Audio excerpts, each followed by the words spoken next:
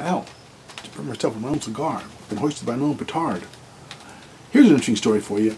I was dating a woman, it was about 10 years ago or 12 years ago. I was dating a woman who was, I like quite a bit, but long story.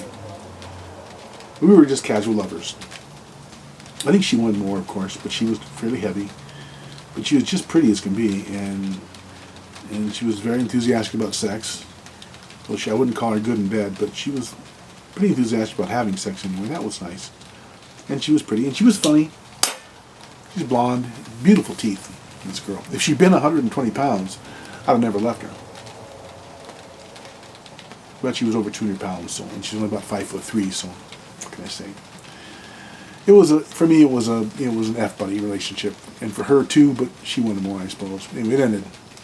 But one thing she wanted me to do with her is go out and do things with her occasionally. And one night she invited me out with her and 3 or 4 of her female friends. And I went.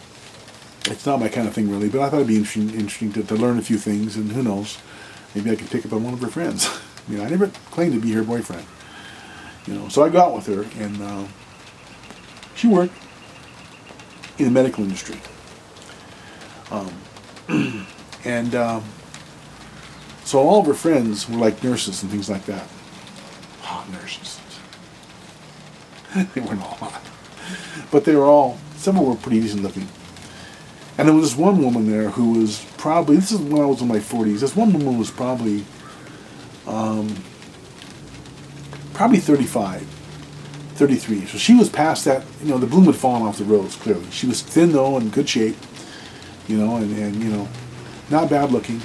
But she was just, quite frankly, over the hill. I mean, I'm sorry to say this, but when women, but past about 25 years of age, women start going downhill. That's just the way it is. I'm not saying there aren't super hot women in their 40s. There are, and that's great. But most women, and some of that's plastic surgery, by the way. Your Pamela Andersons, people like that. They're wonders of plastic surgery, most of these women. But this woman here wasn't having plastic surgery. She was just on that downhill slide. She was like in her 30s, probably 35, I think, I don't know. And these women discussed many things that night, and I didn't say too much. I just listened. I don't know if listening to women can be a good thing. You learn a lot of stuff that way. I just listened to them talk. We went out for drinks, and we had a big table, and we just sat there, and I listened to them talk, and the girls I was dating was next to me, and, So, and none of these women were really women I would really want to date, seriously, but that was kind of a bust. But the one woman there, the subject of conversation became overwhelmingly this woman who was a nurse or worked somewhere in the medical industry had met a doctor who I think, I'm not sure how old he was, but a doctor. And this doctor was single, and all she could talk about was this doctor and how she'd asked him out. That's what women do, by the way, when you have lots of power. They ask you out. They come up to you. They follow you around. They do things like that. Things become very easy. It's inhaled cigar smoke. I don't generally inhale these, so, oh boy. Anyway, and all she could talk about was this doctor and how he said he would call her like a week before or something like that. Or several days before, 2 or 3 days before at least. He would call her. This woman had a cell phone with her. And it was in front of her on the counter. It wasn't in her pocket, it wasn't in her purse. It was sitting in front of her on the table we were sitting at. And most of the night, she actually held this phone in her hand like this. Actually held it in her hand, waiting for this guy's call. He might call tonight. He might call. I think your phone even rang once, and no, it was your sister or something. Oh, no, I can't talk right now. Hang the phone up. And it had been days since she talked to this guy, clearly. And I could tell from listening to her that, he really wasn't very interested in her. He really wasn't. He wasn't playing game. He wasn't like waiting 3 or 4 days to call her. I could tell this was her fantasy, to marry a doctor. A rich doctor. This was her fantasy. Because all she could talk about was the fact he was a doctor.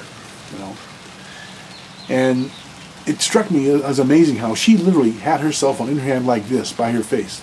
And would hold it there. For an hour and a half, she held this phone like this. And while she talked. That's how centered she was on wanting this guy. She held her phone like this the whole night, pretty much. A couple hours she did this. Not the whole time, but for, half an hour at a time. She'd sit down, and then she'd pick it back up again, He might call, Like she'd get some call from some other person, and no, it's not him. He let down. And I could tell this guy's never going to call, by the way. I mean, I doubt very much he'd call this woman, because she wanted him, but I think he was even younger than her, I'm not sure, but it was very clear to me that she was just following a pipe dream. But it illustrates, to me and to you, it should illustrate how motivated women become by power and money. Look at Donald Trump, for instance. I mean, Donald Trump has got, I think he's still married. I know he divorced Ivana Trump and all that stuff. It was at one time a real hot piece of ass. Now he's married again, or maybe, I'm not sure, maybe divorcing him, I don't know. But in between the time, he has had some of the hottest women in the world. Look at that dude. He's 50 or 60 years old. He's got bizarre hair. He's kind of an ass. I actually kind of like Donald Trump to very few, but he's kind of an ass, really he is kind of a blowhard. I mean, for heaven's sakes, he is. But he's very, very, very rich. So he gets women who are 22 years old, who are mondo hot. Okay? That's the kind of women he can afford to get because of the money he has and the power he has. Would you think he'd be rating women like that if he were working at a 7-Eleven, living in a tiny one-bedroom apartment somewhere, driving a clunker? Seriously? Anyone who doubts in this series that the women are attracted to power and money, and if they think I'm just saying women are shallow, I'm not saying women are shallow. I'm saying they're genetically programmed to be this way. They can't help it. But anyone who doesn't believe that's the case, ask yourself that question.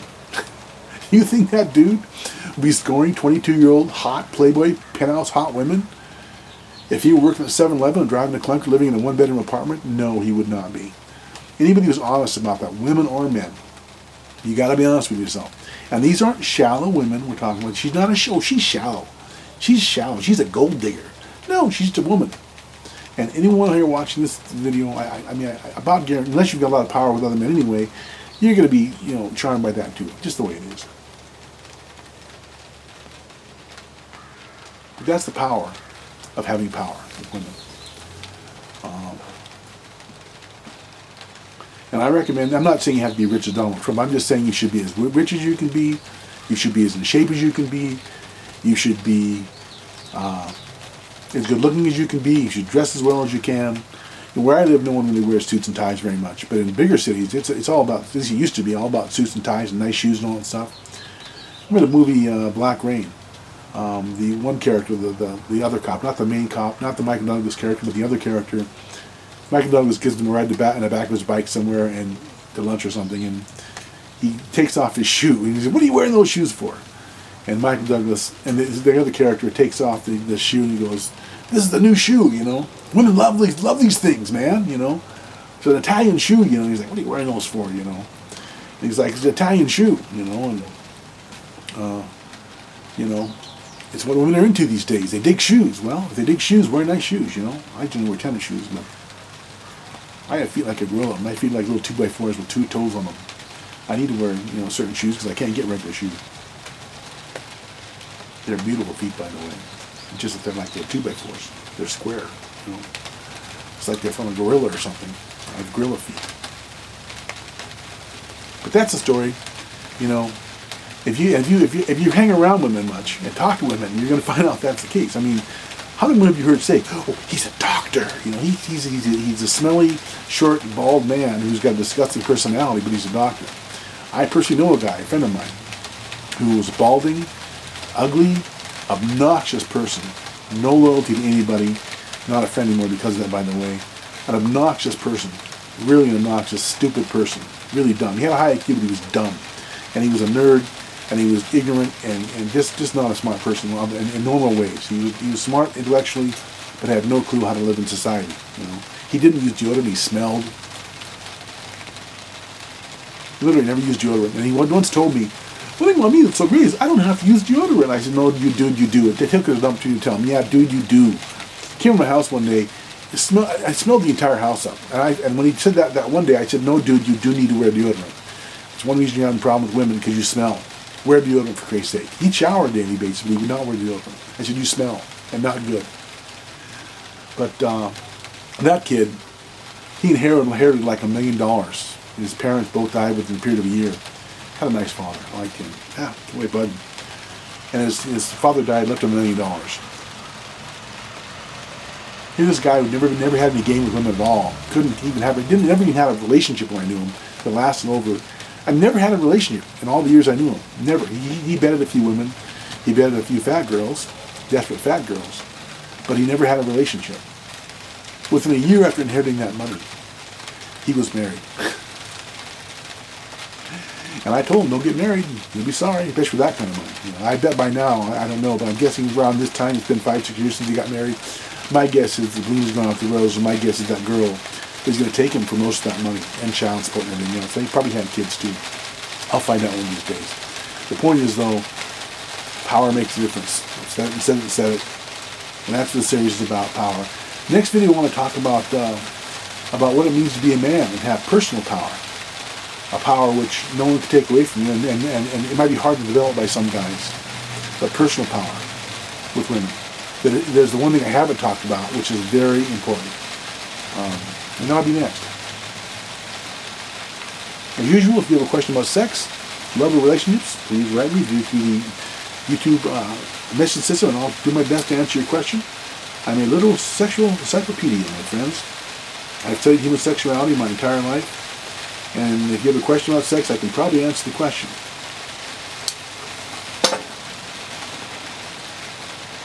Again, thanks for watching. Please subscribe while you're here. And if you like these videos, please send them to your other friends. You know, there are a lot of men out there who need to hear these things. I'm an older guy, been around a long time, seen a lot of things, dated a lot of women, talked to a lot of women, counseled a lot of women in my day. And I'm trying to give you the inside track on some of this stuff. But next video, we're talking about that next subject. And what is a man? What is personal power? What is weakness? All right. That's it for this video. Thanks for watching. Hope you're enjoying the series.